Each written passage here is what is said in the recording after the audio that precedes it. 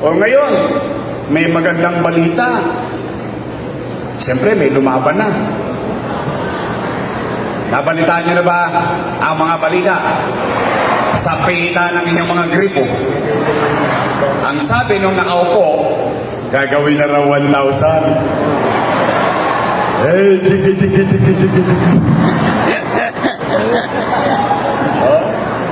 sabi naman nung isa tumatakbo, sabi naman, gagawin na raw 2,000.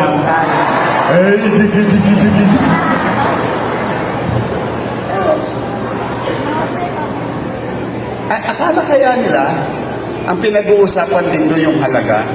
No, it's the act itself. Pataasin mo yan, okay. Pero hindi kami after dyan. After kami, yung act, yung policy, yung programa na kami pinagmalasakitan.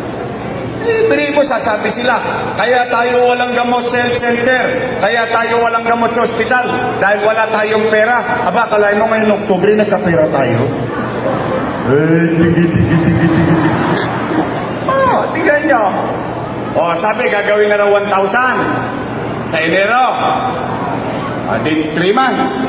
Enero, Pebrero, Marso, 3,000. O, ano susunod? Bigayan, Abril. Tama ba?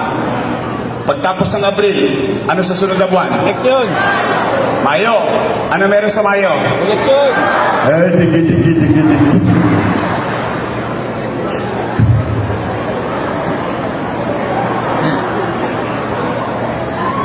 Akala yata nito mga tutulongges tayo. Oh, hindi, totoo lang. Masyadong maliit ang pagtingin sa atin ng mga to. Di ba? Oh, alam niyo naman ano meron sa Mayo, di ba?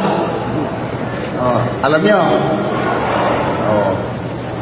Di ba, ako, panatag na ako. Bakit?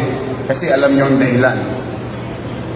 At saka nanay, tatay ko, lolo't lola ko, matatanda na kayo.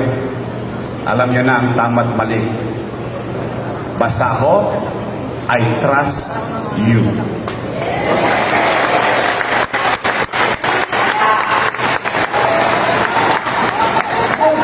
Gusto pala nilang gawing 1,000. Sana nung pag-upo pa lang nila, ginawa na nilang 1,000.